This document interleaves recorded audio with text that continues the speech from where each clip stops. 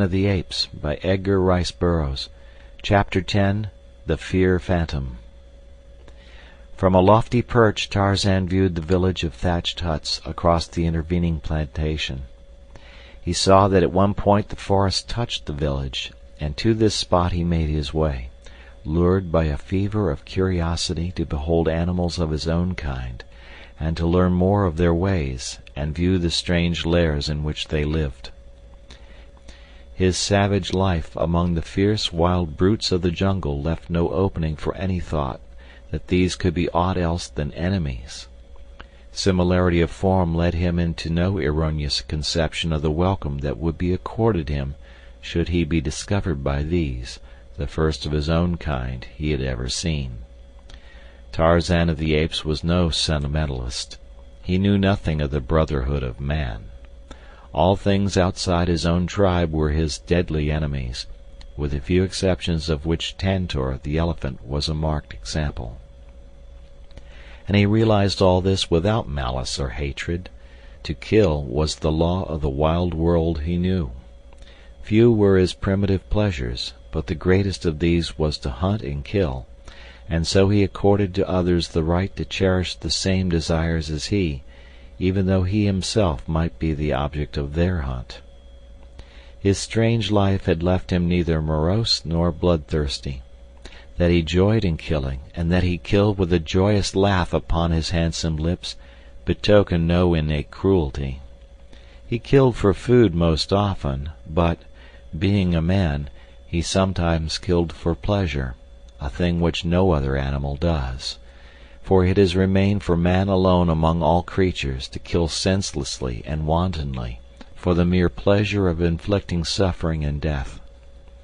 And when he killed for revenge or in self-defense, he did that also without hysteria, for it was a very business-like proceeding which admitted of no levity. So it was that now, as he cautiously approached the village of Mbonga, he was quite prepared either to kill or be killed, should he be discovered.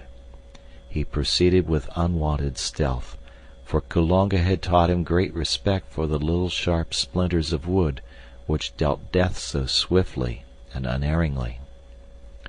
At length he came to a great tree, heavy laden with thick foliage and loaded with pendant loops of giant creepers. From this almost impenetrable bower above the village he crouched, looking down upon the scene below him, wondering over every feature of this new, strange life. There were naked children running and playing in the village street.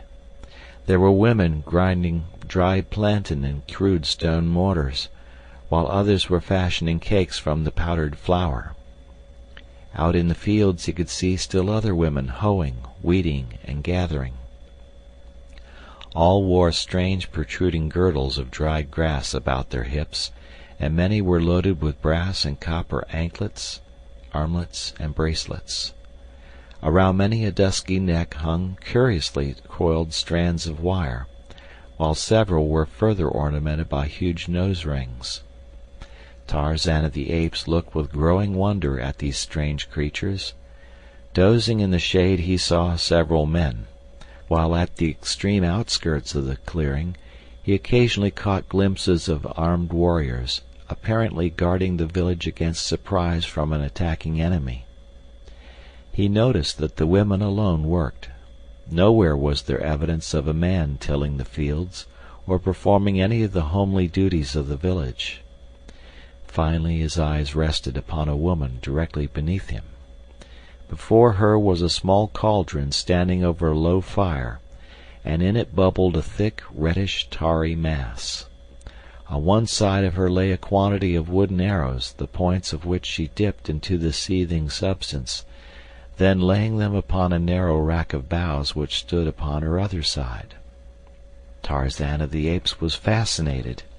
Here was the secret of the terrible destructiveness of the archer's tiny missiles. He noted the extreme care which the woman took that none of the matter should touch her hands, and once when a particle splattered upon one of her fingers, he saw her plunge the member into a vessel of water and quickly rub the tiny stain away with a handful of leaves. Tarzan knew nothing of poison, but his shrewd reasoning told him that it was this deadly stuff that killed, and not the little arrow, which was merely the messenger that carried it into the body of his victim. How he should like to have more of those little death-dealing slivers! If the woman would only leave her work for an instant, he could drop down, gather up a handful, and be back in the tree again before she drew 3 breaths.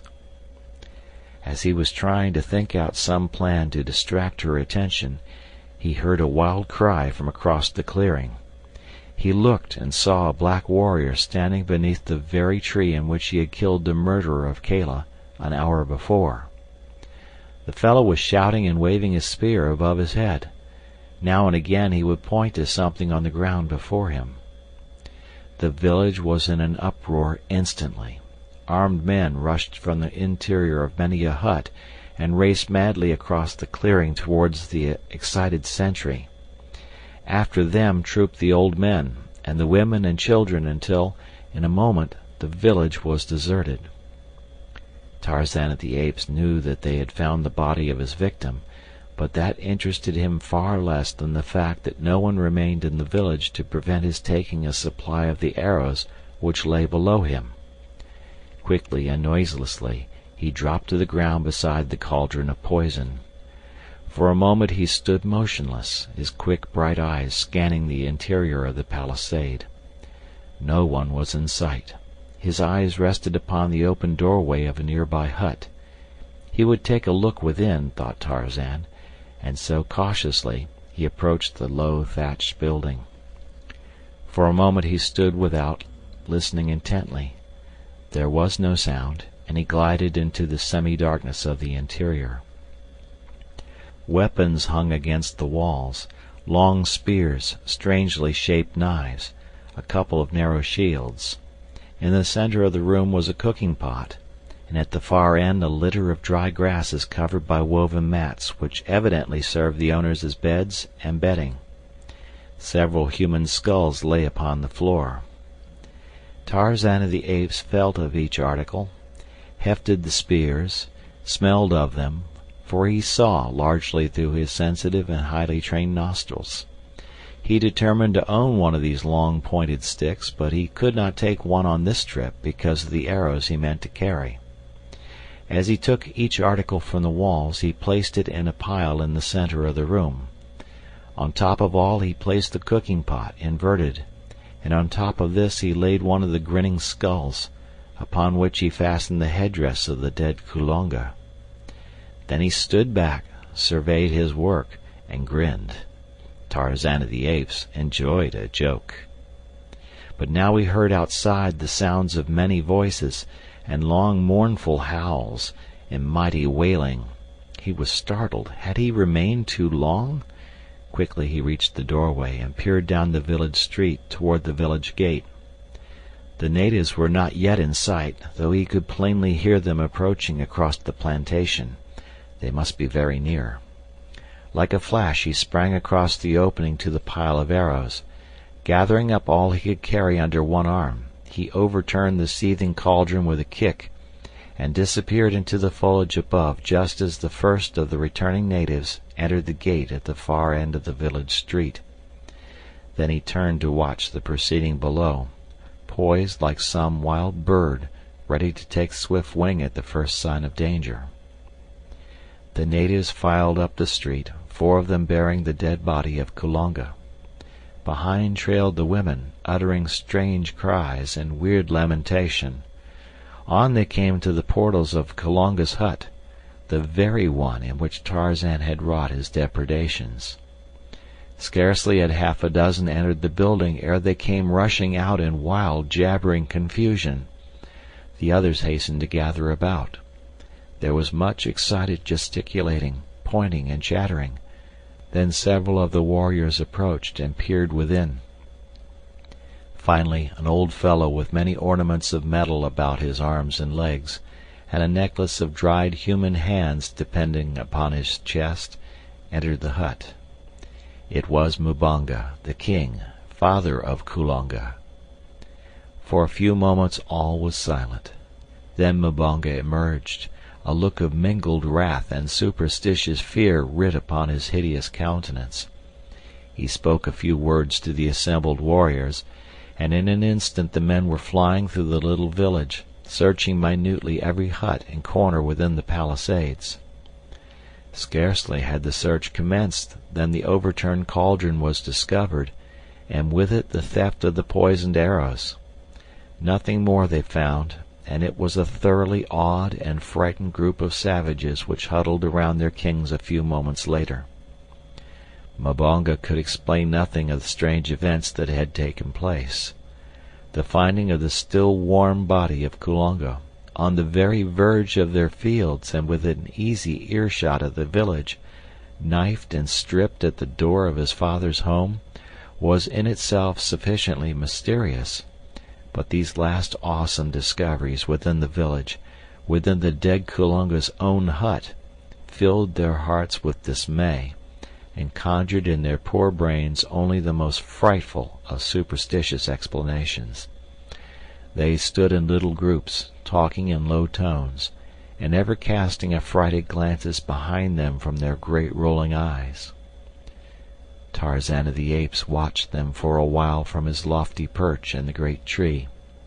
There was much in their demeanor which he could not understand, for of superstition he was ignorant, and of fear of any kind he had but a vague conception. The sun was high in the heavens. Tarzan had not broken fast this day, and it was many miles to where lay the toothsome remains of Horta the boar. So he turned his back upon the village of Mbonga and melted away into the leafy fastness of the forest. End of chapter.